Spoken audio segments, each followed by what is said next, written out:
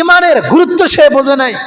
রসুল বলেছে, মান ক্বালা লা ইলাহা ইল্লাল্লাহ দাখালাল জান্নাহ, যে ব্যক্তি দুনিয়ার জিন্দেগিতে ঘোষণা দেবে লা ইলাহা ইল্লাল্লাহ, আল্লাহ ছাড়া কোনো ইলাহা নাই, রসুল বলেন দাখালাল জান্নাহ, তার ঠিকানা জান্নাতে, সে যেন জান্নাতেই প্রবেশ করলো। কণ্ঠে গে যাই আমরা আল্লাহ তাআলার গুণগান, এই পৃথিবীতে মানচিত্র এঁকে আমাদের করেছেন দান। আসসালামু আলাইকুম ওয়া রাহমাতুল্লাহ।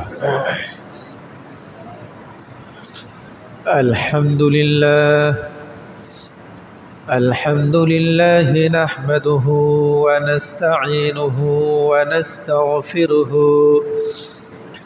ওয়া নু'মিনু বিহি ওয়া নাতাওয়াক্কালু আলাইহি ওয়া নাউযু বিল্লাহি মিন শুরুরি আনফুসিনা ওয়া মিন সাইয়্যাতি আ'মালিনা।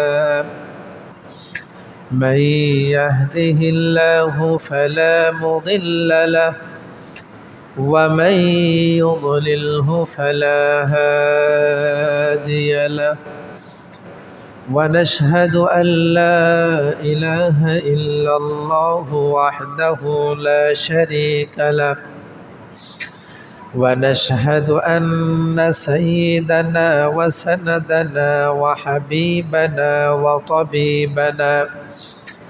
وطبيب قلوبنا ومولانا محمدا الذي أرسله الله تعالى بالحق بشيرا ونذيرا وداعيا إلى الله بإذنه وسراجا وقمرا منيرا. أما بعد فأعوذ بالله من الشيطان الرجيم. بسم الله الرحمن الرحيم. يا أيها الذين آمنوا بالله ورسوله صدق الله العظيم. اللهم صل على سيدنا محمد وعلى آل سيدنا محمد كما صليت على سيدنا إبراهيم وعلى آل سيدنا إبراهيم إنك حميد مجيد. اللهم بارك على سيدنا محمد وعلى آل سيدنا محمد كما باركت على سيدنا إبراهيم وعلى آل سيدنا إبراهيم إنك حميد مجيد. মুআজ্জাজ মুহতারাম মুসাল্লিয়ান কিরাম, আল্লাহ রাব্বুল আলামিনের দরবারে লাখো কোটি শুকরিয়া যে তিনি দয়া করে, মায়া করে, মোহাব্বত করে, ভালোবেসে সালাতুল জুমা আদায় করার জন্য তার ঘর মসজিদে আসার তৌফিক দান করেছেন। এজন্য আমরা একবার অন্তরের অন্তঃস্থল থেকে শুকরিয়া জ্ঞাপন করি, আলহামদুলিল্লাহ। সম্মানিত উপস্থিতি, জায়াতে কারিমা তেলাওয়াত করা হয়েছে। এ আয়াত আল্লাহ রাব্বুল আলামিন ঈমানদারদেরকে সম্বোধন করে বলছেন, হে ঈমানদারেরা, তোমরা আল্লাহ ও তার রসুলের প্রতি ঈমান আনো। তো আয়াতে যারা ঈমানদার তাদেরকে আবার আল্লাহ ও আল্লাহ রসুলের প্রতি ঈমান আনতে বলা হয়েছে। এই আয়াতের উদ্দেশ্য কি? ঈমান তো আনবে কাফেররা, মুশরিকরা, বেঈমানরা, কিন্তু ঈমানদারদেরকে কেন ঈমান আনতে বলা হলো? ঈমান এক তো জবানের মাধ্যমে হয়, জবানে স্বীকৃতির মাধ্যমে ইমানের প্রকাশ ঘটে, আর এক হচ্ছে অন্তরের স্বীকৃতির মাধ্যমে ইমানের প্রকাশ ঘটে। তো ব্যাখ্যাকারক বলেছেন, হে ইমানদারেরা, যারা জবানে জবানে আল্লাহর উপর ইমান এনেছ, এবার অন্তর দিয়ে আল্লাহ ও তার রসুলের প্রতি ইমান আনো। কারণ শুধু জবানের স্বীকৃতি যথেষ্ট নয়, জবানের সাথে অন্তরের মিল থাকতে হবে। যে আমি যে জবান দিয়ে ইমানের স্বীকৃতি দিলাম, একাত্মবাদের স্বীকৃতি দিলাম, রসুলের ওপর ইমান আনার স্বীকৃতি দিলাম, এটা শুধু জবানেই নয়, এটা হৃদয় থেকেও।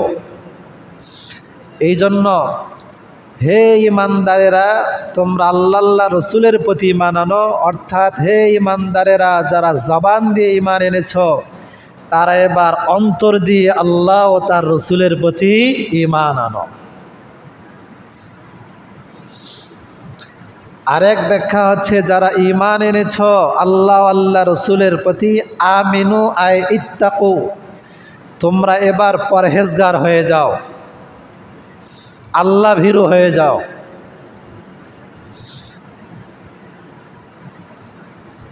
ইমান একটা দামি জিনিস, ইমানের একটা আসন আছে, ইমানের আসন হচ্ছে অন্তর, হৃদয়। তাহলে ইমানের বসবাস হৃদয়ে।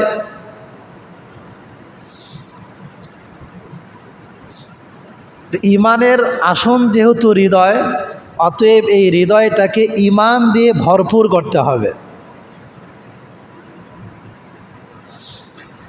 আপনার হৃদয় ইমান দিয়ে ভরপুর কিনা এটা বোঝা যাবে আপনার কার্যকলাপের মাধ্যমে, এটার বহিঃপ্রকাশ ঘটবে কার্যকলাপের মাধ্যমে।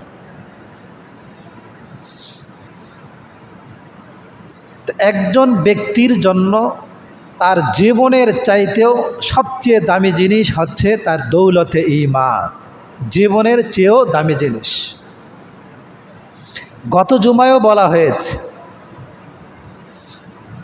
যে আল্লাহ তাআলার কাছে ঈমানের মূল্য এত বেশি, যদি গোটা পৃথিবীটা কাফের মুশরিক দ্বারা বেঈমান হয়ে যায়, কাফের মুশরিক দ্বারা ভরপুর হয়ে যায়, তবুও তারা ওজনের দিক দিয়ে একজন ঈমানদারের সমান হতে পারবে না।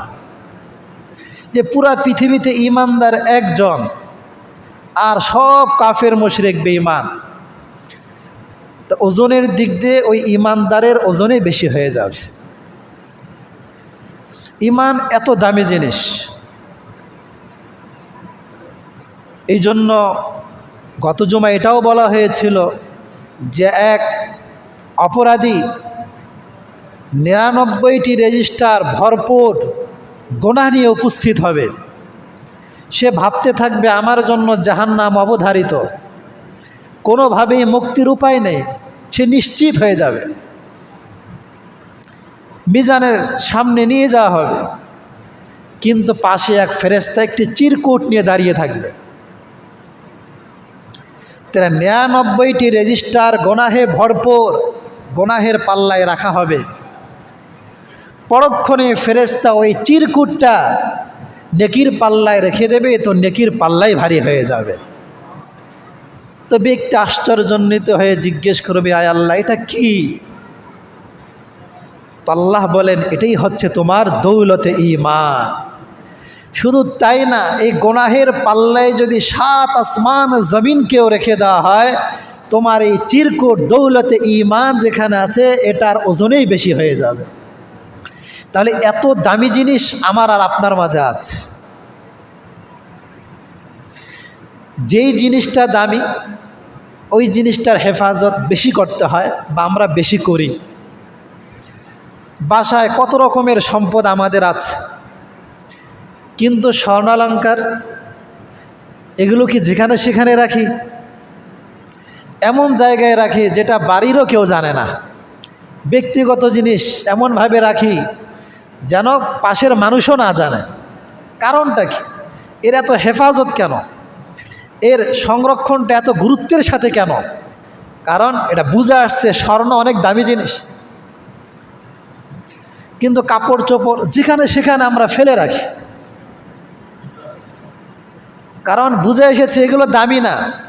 কিন্তু স্বর্ণালঙ্কার সহসায় হাতে আসে না, হস্তগত হয় না, হাতছাড়া হয়ে গেলে ইচ্ছা হলে এটা কেনা যায় না, এটা অনেক অর্থের প্রয়োজন। তো এর মূল্য বুঝে এসেছে, এই জন্য এটা আমরা ভালোভাবে সংরক্ষণ করি, যেন চুরি না হয়ে যায়, ছিনতাই না হয়ে যায়, লুণ্ঠিত না হয়ে যায়। তাহলে স্বর্ণের দাম বেশি না আপনার ইমানের দাম বেশি? ইমানের দাম তো আপনার জীবনের চেয়েও বেশি। এই ইমান আপনার কবর জগতের জন্য সহায়ক হবে, হাসরে সাহায্য এগিয়ে আসবে। এই ইমান আপনার মিজানের পাল্লাকে ভারী করে দেবে। এই ইমান আপনাকে পুলসিরাত পাড়ি দিয়ে জান্নাত পর্যন্ত নিয়ে যাবে। এই ইমান সর্বোপরি আল্লাহকে দেখার মাধ্যম হবে। কত বড় দামি জিনিস এই ইমান! তাহলে এই ইমানের হেফাজত কত জরুরি। কোনোভাবে যেন আমার ইমান চলে না যায়, এটার সংরক্ষণের কত দরকার, কতটা হেফাজত করা দরকার, এই দিকে তো আমাদের কোনো খেয়াল নেই। অনায়াসে এমন এমন কথা বলছি, ইমান চলে যাচ্ছে। আজ আল্লাহর চেয়ে আজ নেতার দাম বেশি, দিনের চেয়ে নেতার গুরুত্ব আমাদের কাছে আজ বেশ। দেখেন না, নেতার প্রশংসা করতে গিয়ে এমন এমন কথা বলে ওর ইমানে চলে যায়। কেউ বলে নেতার নাম নিলে জান্নাত ওয়াজিব হয়ে যায়, নেতার নাম নিলে উজু করতে হয়, নেতার নাম নিলে জীবনের গোনা মাফ হয়ে যায়। কত রকমের কথা মুখ দিয়ে বলতেছে, না আছে নামাজ, না আছে রোজা, না আছে দিনের কোনো কাজ। যেই নেতার কথা বলতেছে যে নেতার নাম নিলে গোনা মাফ, ওই নেতা জীবনে নামাজ পড়ছে ঠিক মতো, সুন্নতের পথে চলতেছে ঠিক মতো, দিনের কাজগুলো সে ঠিক মতো করছে। আল্লাহ তার রসুলের নাম নাই, আজ মানুষের গুণগান, এইভাবে নিজের ইমান হারাচ্ছে। অনুরূপভাবে আমরা নিজেরাও কথা বলি তো ভেবে চিনতে বলি না যে এই কথার ফলাফল কি দাঁড়াতে পারে, এ কথাটা রং কিনা, সঠিক ঠিক নাকি বেঠিক, এ কথাটার মাধ্যমে আমার ইমান চলে যাবে কিনা, এদিকে আমরা মোটেও ভ্রুক্ষেপ করি না। এই জন্য প্রত্যেকটা কদম আমাকে সাবধানে সাবধানে চলতে হবে, প্রত্যেকটা কথার আগে ভেবে চিনতে কথা বলতে হবে, যে কথার মাধ্যমে আমি আবার ইমান হারা যেন না হয়ে যাই, কর্মের মাধ্যমে আমি যেন ইমান হারা না হয়ে যাই। কারণ আমার ইমান আমার জীবনের চেয়েও দামি। তো এই জন্য ইমানের হেফাজতের জন্য সব সময় সজাগ থাকতে হবে। শয়তান সব সময় চেষ্টা করে কিভাবে একজন মানুষকে ইমান হারা করা যায়, এটাই তার সবচেয়ে বড় টার্গেট। এই জন্য জিনিসের মূল্য যদি বুঝে আসে, তাহলে ওই জিনিস মানুষ হেফাজতের চেষ্টা করে। জিনিসের মূল্য যদি না বুঝে না আসে, তো ওই জিনিস হেফাজতের সংরক্ষণের চেষ্টা মানুষ করে না। এই জন্য হৃদয়ে বসাতে হবে, আমার জীবনের চেয়েও দামি জিনিস আমার দৌলতে ঈমান। এই ঈমান না থাকলে আমার এই দেহের কোনো মূল্য নাই। এই দেহ জাহান্নামের কীট হবে, আর এই দেহে যদি ঈমান থাকে এর অবস্থান হবে জান্নাতে। দুনিয়ার জিন্দেগিতে আমি ক্ষণস্থায়ী, কিন্তু দৌলতে ঈমান পরকালে আমাকে চিরস্থায়ী করবে। মানুষ দুনিয়ার জিন্দেগিতে অস্থায়ী, কিন্তু আখিরাতের জিন্দেগিতে কিন্তু অস্থায়ী না, চিরস্থায়ী। এই দুনিয়ার জিন্দেগিতে মানুষের লয় আছে, ক্ষয় আছে, সব কিছুর লয় আছে, ক্ষয় আছে, কিন্তু আখিরাতের জিন্দেগিতে কিন্তু লয় আর ক্ষয় নাই। আপনি জান্নাত পাবেন তো আপনি চিরস্থায়ী জান্নাত পাবেন, আপনার লয় আর ক্ষয় হবে না। সব কিছুর লয় ক্ষয় আছে। এই যে আপনার শৈশব ক্ষয় হয়ে গিয়েছে, আপনি কি আর শৈশবে ফিরে যেতে পারবেন? একসময় যৌবনে পদার্পণ করেছেন, যাদের যৌবন শেষ হয়ে বার্ধক্যে উপনীত হয়েছে, তো যৌবন ক্ষয় হয়ে গিয়েছে, তারা কি আর যৌবনে ফিরতে পারবে? তো এই পৃথিবীতে লয় ক্ষয় আছে, কিন্তু আখিরাতের জিন্দিগিতে যে জাহান্নামে যাবে তো চিরস্থায়ী জাহান্নাম পড়তেই থাকবে, জান্নাতে যাবে তো চিরস্থায়ী জান্নাত। আপনার নিয়ামতও চিরস্থায়ী, আপনিও চিরস্থায়ী, কোনো লয় আর ক্ষয় হবে না। এই জন্য দৌলতে ঈমান, ঈমান আমার আপনার জীবনের সবচেয়ে দামি জিনিস। এই ঈমান না থাকলে এই দেহের কোনো মূল্য নাই, কোনোই দাম নাই, এই জাহান্নামের কীট হয়ে যাবে। এই জন্য ঈমানের গুরুত্ব আমাকে আপনাকে বোঝা দরকার। আল্লামা শেখ সাদী রহমাতুল্লাহ আলাইহি নিজের জীবনের একটা ঘটনা বলেছে। উনি বলেন, আমি যখন ছোট্ট ছিলাম, একেবারে ছোট, তা আমার মা আমাকে একটি স্বর্ণের আংটি বানিয়ে দিয়েছিলেন। পুরুষদের জন্য কিন্তু স্বর্ণ ব্যবহার করা হারাম, এটা আবার জেনে রাখেন। পুরুষদের স্বর্ণ ব্যবহার করা হারাম, আংটিও ব্যবহার করা যাবে না, কিছুই ব্যবহার করা যাবে না। তিনি বলেন, ছোট্টবেলায় আমার মা আমাকে একটি স্বর্ণের আংটি বানিয়ে দিয়েছিলেন। তো একদিন সে আংটি পরিধান করে আমি বাহিরে বের হলাম। তো এক প্রতারকের সঙ্গে আমার সাক্ষাৎ। তার হাতে একটা গুড়ের কৌটা ছিল। তা আমার হাতে আংটি দেখে সে আমাকে বলল যে তুমি একটু গুড় খাও। তা আমার হাতে গুড় দিলেন। তা আমি গুড় মুখে পড়ে দেওয়া মাত্রই পুরা মুখ রসে ভরে গেল, এত স্বাদ। তো ওই প্রতারক আমাকে বললেন, এবার তোমার আংটিটা একটু মুখে দাও, দেখো কেমন স্বাদ লাগে। তো ছোট্ট মানুষ আংটি মুখে দিয়ে দেখে বিস্বাদ, স্বাদ তো নাই। তো শেখ সাদী রহমাতুল্লাহ আলাইহিকে প্রতারক বললেন, তুমি আমার স্বাদের জিনিসটা নিয়ে তোমার বিস্বাদের জিনিসটা আমাকে দিয়ে দাও। তো উনি তো আর আংটির মাহাত্ম্য এখন আর বোঝে না, এটা যে দামি জিনিস এই গুরুত্ব তার কাছে ছিল না। সে ভাবলো স্বাদের জিনিসটা নিয়ে নে, এটা তো ভালো সুযোগ। তো শেখ সাদী রহমাতুল্লাহ আলাইহি বলেন, আমি স্বর্ণের আংটিটা তাকে দিয়ে আমি গুড়ের পুটলিটা বাসায় নিয়ে এসেছি। এটা কেন হলো? কারণ তিনি ছোট্ট ছিলেন, স্বর্ণের গুরুত্ব তার কাছে ছিল না। এই জন্য তার কাছে স্বর্ণের চেয়ে গুড়ের মূল্য বেশি মনে হয়েছে। যদি স্বর্ণের দাম, স্বর্ণের মূল্য, তার গুরুত্ব যদি তার কাছে থাকতো, তাহলে ঘূর্ণাক্ষরও সে গুড়ের বিনিময়ে স্বর্ণ কখনোই দিত না। আজ মুসলমান যদি ঈমানের মূল্য বুঝত, ঈমান কত দামি জিনিস এটা যদি তার বুঝে আসতো, সে জীবনের সব কিছু হারিয়ে ফেললো, ঈমান সে হারাতো না। আজ দুনিয়ার অর্থের লোভে পড়ে আজ ঈমানকে বিকিয়ে দিচ্ছে, ঈমান হারা হচ্ছে। ক্ষমতার লোভে ঈমান হারা হচ্ছে, অর্থের লোভে ঈমান হারা হচ্ছে। কেন? কারণ ঈমানের দাম তার কাছে নাই, ঈমানের গুরুত্ব সে বোঝে নাই। রসুল বলেছে, মান ক্বালা লা ইলাহা ইল্লাল্লাহ দাখালাল জান্নাহ। যে ব্যক্তি দুনিয়ার জিন্দেগিতে ঘোষণা দেবে লা ইলাহা ইল্লাল্লাহ, আল্লাহ ছাড়া কোনো ইলাহা নাই, রসুল বলেন দাখালাল জান্নাহ, তার ঠিকানা জান্নাতে, সে যেন জান্নাতেই প্রবেশ করলো। তা কত দামি জিনিস এই দৌলতে ঈমান। আজ অভাবে পড়ে ঈমানকে বিক্রি করে দিচ্ছে। নেতার প্রশংসা গুণগান করতে গিয়ে ঈমানকে বিক্রি করে দিচ্ছে। অথচ ঈমান এত দামি জিনিস, ঈমান এত দামি জিনিস। কবর পাড়ে যখন আপনাকে নিয়ে রাখবে, বলুন কে আপনার উপকারে আসবে? মা কত আপন, বাবা কত আপন। বাবা নিজ সন্তানকে কবরস্থ করে না? কিছু সময় দুঃখ প্রকাশ, কিছু কাল দুঃখ প্রকাশ। সময়ের পালা বদলে সন্তানের কথাও স্মৃতি থেকে বিস্মৃত হয়ে যায়। তো কি কাজে আসবে? এই দৌলতে ঈমান আপনার কাজে আসবে। এই জন্য সাহাবায়ে কেরাম একজনের সঙ্গে আরেকজনের দেখা হলে বলতেন, আসুন আমরা ঈমানকে নবায়ন করি, তার মানে ঈমানের আলোচনা করি। কারণ যেই জিনিসের আলোচনা যত বেশি হয়, অন্তরে এটা তাজা হয়।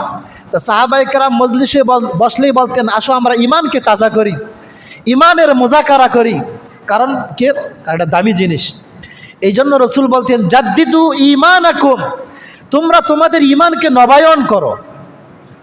হতে পারে কোনো কথাবার্তা ইমান চলে গিয়েছে, কোনো কর্মে ইমান চলে গিয়েছে, এই জন্য তোমরা জাদ্দিদু ঈমানাকুম, প্রতি মুহূর্তে ইমানকে নবায়ন করো।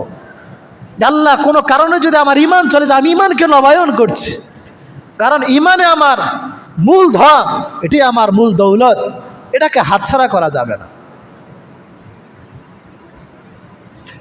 আর ইমানের বদলতে কত দামি জিনিস আপনি পাবেন। রসুল বলেছেন, মা লা আইনুন রাত, এমন দামি জিনিস যেটা কোনো চোখ দেখে নাই, ওয়ালা উদুনুন সামিআত, এমন দামি জিনিস যা কোনো কর্ণ শোনে নাই, ওয়ালা এমন জিনিস ওয়ালা খাতারা আলা কলবি বাশার, জান্নাত এত সুন্দর, ইমানের বদলা এত নয়নাভিরাম হবে যা কোনো হৃদয় কল্পনা করতে পারে নাই, পারবেও না দুনিয়ার জিন্দিগিতে। এখন ইমান কি জিনিস? ইমান কাকে বলে? একটা হচ্ছে দেখে বিশ্বাস, আরেক হচ্ছে না দেখে বিশ্বাস। ইমান কাকে বলে? দেখে বিশ্বাসকে ইমান বলে না না দেখে বিশ্বাসকে ইমান বলে?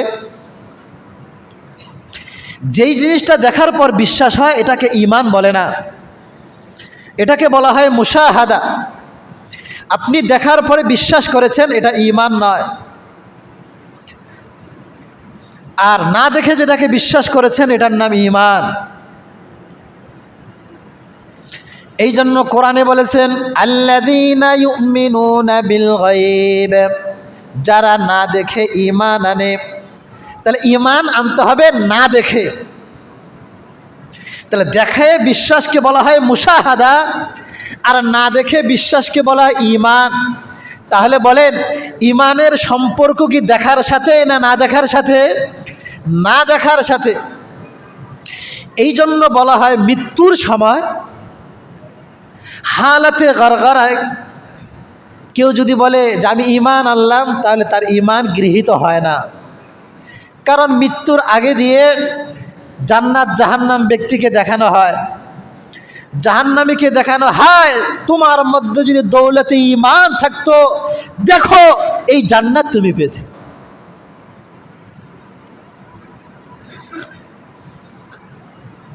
এরপরে জাহান্নাম দেখানো হয়, তোমার ঠিকানা ওই। এই অবস্থায় যদি কেউ ইমান আনে, তার ইমান গৃহীত হয় না। কেন? তার ইমানটা দেখার পরে এসেছে। কোরআনে তো স্পষ্ট এসেছে, ফিরাউনের যখন সমুদ্রে সলিল সমাধি হচ্ছিল,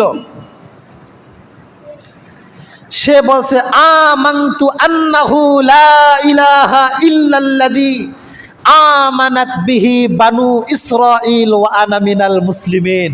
এটা ফিরাউনের ঘোষণা, কোরআনে এসেছে। আমি ঈমান আনলাম ওই সত্তার প্রতি যিনি ছাড়া কোনো ইলাহ নাই, যার ওপর বনি ইসরাঈল ঈমান এনেছে, আমিও মুসলমানদের অন্তর্ভুক্ত। তো ফিরাউন তো দুনিয়ার জিন্দিগিতে ঈমান এনেছিল, কিন্তু সে ঈমান এনেছিল কখন? হালাতে গরগরায়, যখন সমুদ্রে তার সলিল সমাধি ঘটছিল। তো তার ঈমান গৃহীত হয় নাই। কেন গৃহীত হয় নাই? কারণ দেখার পরে যে বিশ্বাস, এই বিশ্বাসকে ঈমান বলে না, এই বিশ্বাসকে বলা হয় মুশাহাদা।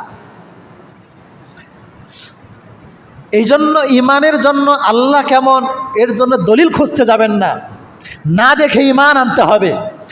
জান্নাতের ওপর ঈমান আনতে হবে না দেখে, ফেরেশতাদের উপর ঈমান আনতে হবে না দেখে, লক্ষ লক্ষ নবী রাসূল এসেছেন, এদের উপর ঈমান আনতে হবে না দেখে, এর নাম ঈমান।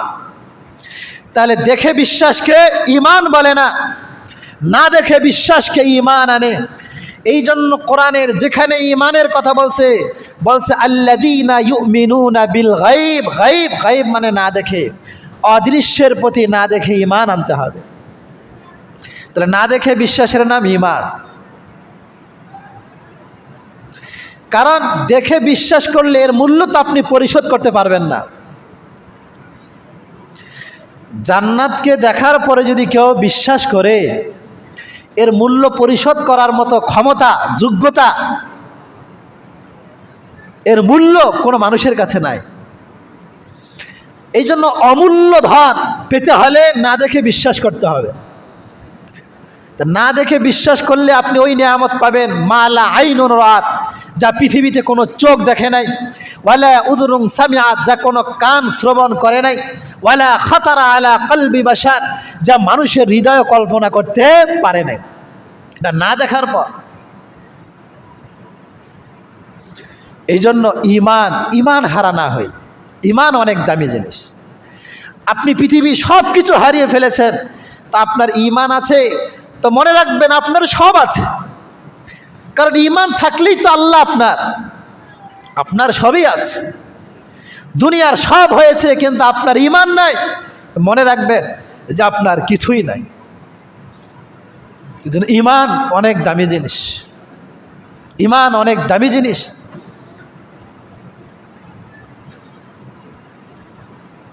তো ইমান আর আমাদের ইমানটার দাম আরো বেশি। আমাদের ইমান বিস্ময়কর ইমান। আল্লাহ রসুল সাল্লাল্লাহু আলাইহি সাল্লাম এক যুদ্ধ থেকে ফেরার পথে সমুদ্রের উপকূলে ছাউনি ফেললেন। এরপর প্রাকৃতিক ডাকে সাড়া দেওয়ার জন্য দূরে গিয়ে জরুরত ছেড়ে উনি সেখানেই তায়াম্মাম করে ফেললেন। তা সাহাবী বললেন, ইয়া রাসূলুল্লাহ, সামনেই তো সমুদ্র, আপনি এখানে তায়াম্মাম করলেন কেন? পানি তো আছে। তো আল্লাহ রসুল বললেন, আমার তো এই বিশ্বাস হয় না ওই সমুদ্রের পারে যাওয়া পর্যন্ত আমার হায়াত থাকবে। আমি যদি উজুর আশায় ওই সমুদ্রের পার পর্যন্ত হাঁটা শুরু করি আর এর মধ্যে যদি আমার মৃত্যু এসে যায় তাহলে তো আমি উজু ছাড়া মারা গেলাম। এই জন্য সতর্কতা বশত আমি এখানে তায়াম্মাম করে ফেললাম। কি পরিমাণ আখিরাতের ভয়! এরপর আল্লাহ রসুল সমুদ্রের পাড়ে গিয়ে উজু করলেন। এরপর নামাজ পড়ে বসে পড়লেন। তো সাহাবায়ে কেরাম চতুর্দিক থেকে আল্লাহ রসুলকে বেষ্টনী করে বসলেন। তো আল্লাহ রসুল সাহাবাদেরকে প্রশ্ন করলেন, বলো তো এই পৃথিবীতে সবচেয়ে বিস্ময়কারী ইমান কার? তো উনি বললেন, সাহাবারা বললেন যে সবচেয়ে বিস্ময়কারী ইমান হচ্ছে ফেরেশতাদের ইমান।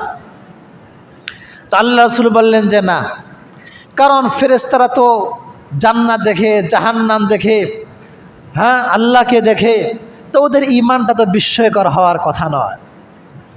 লা ইয়াসুন আল্লাহ মা আমারহুম ওয়া ইয়াফআলুনা মা ইউমারুন। ফেরেশতারা কোনো গুনাহ করে না, গুনাহের কোনো ক্ষমতাই তাদের মধ্যে নাই। আল্লাহ যা আদেশ করেন তারা শুধু তাই করে। তখন সাহাবীরা বললেন, তাহলে তো রসুলদের, নবীদের ইমান সবচেয়ে বেশি আশ্চর্যকর, বিস্ময়কর। তো আল্লাহ রসুল বললেন যে না, নবীদের কাছে ওহী আসে, ফেরেশতা আসে, নবীরা মুআজিজা নিয়ে আসে, আল্লাহ মুআজিজা দান করেন, অতএব নবীদের ইমানটাও আশ্চর্যজনক নয়। তখন সাহাবীরা বললেন, তাহলে আমাদের ইমানটাই আশ্চর্যজনক, কারণ আমরা আল্লাহকেও দেখি নাই, জান্নাত জাহান্নামও দেখি নাই, আমাদের কাছে ওহীও আসে না। তো আল্লাহ রসুল বললেন যে না, তোমাদের ইমানটাও আশ্চর্যজনক নয়, বিস্ময়কর নয়। কেন? কারণ তোমরা রসুলকে দেখেছো, তোমরা প্রতিনিয়ত দেখছো আমার ওপর ওহী আসে, কখনো তোমরা জিবরিলকেও দেখো, তোমরা আল্লাহর সাহায্য সহযোগিতা স্বচক্ষে দেখো, অতএব তোমাদের ইমানও বিস্ময়কর নয়। তাহলে বললেন, ইয়া রাসূলুল্লাহ, আপনি বলুন কাদের ইমানটা বিস্ময়কর? তো রসুল বলেন, আমার ইন্তেকালের 1000 বছর পর যারা ইমান আনবে, যারা মুসলমান হবে, এরা আল্লাহকে দেখবে না, এরপর এরা রসুলকেও দেখে নাই, এদের জমানায় কোনো কিতাবও অবতীর্ণ হবে না, ওহীও আসবে না, এরা কোনো ফেরেশতাকেও দেখবে না, এবং চতুর্দিকে ফিতনা ফাসাদের জয় জয়কার হবে। চতুর্দিক থেকে খালি ফিতনা আর ফিতনা, কোনটা হক কোনটা না হক এরা দোদুল্যমানের মধ্যে পড়বে, সংশয় সন্দেহের মধ্যে পড়বে।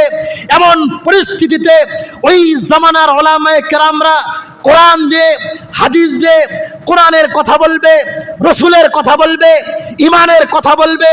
তখন ওই সকল জামানার লোকেরা ওলামায়ে কেরামের কথা শুনে এক আল্লাহর উপর ঈমান আনবে, ঈমানকে মজবুত করবে, রসুলের উপর ঈমান আনবে, সুন্নতকে আঁকড়ে ধরবে, দ্বীনকে আঁকড়ে ধরবে। আমি নাই, কোরআন আছে, কিন্তু কোরআন অবতীর্ণ হয়েছে 1000 বছর আগে, তারপর কোরআন আঁকড়ে ধরবে, দ্বীনের জন্য রক্ত দেবে। তাদের ঈমান হলো আশ্চর্যকর ঈমান। এদের ইমান ফেরেশতাদের চেয়েও কঠিন ইমান, এদের ইমান নবীদের চেয়েও আশ্চর্যকর ইমান, এদের ইমান সাহাবীদের চেয়েও আশ্চর্যকর। এরাই হচ্ছে সবচেয়ে দামি মুসলমান। তো ওই ইমান আপনি আমি পেয়েছি, 1000 বছর পরে সেও দৌলতে ইমান পেয়েছি। 1000 বছর এসেও 1000 মানুষের, লক্ষ লক্ষ মানুষের ভিড়ে আল্লাহ দয়া ও মায়া করে এই সময় মসজিদে এনেছেন। কেন এসেছেন? দৌলতে ইমান হৃদয়ে আছে, এই জন্য আসার তৌফিক হয়েছে। আপনাদের ইমান এটা আশ্চর্যকর ইমান। এই যুগেও যে নবী দেখলো না, ফেরেশতা দেখলো না, কোরআন অবতীর্ণ হওয়া দেখলো না, মুজিজা দেখলো না, কিন্তু কোরআনের কথা বিশ্বাস করে 1000 বছর পরে ইমান এনেছে। এই জন্য ইমানকে আঁকড়ে ধরেন, ইমান আঁকড়ে ধরেন, মৃত্যুর সাথে সাথে জান্নাত পেয়ে যাবেন ইনশাআল্লাহ।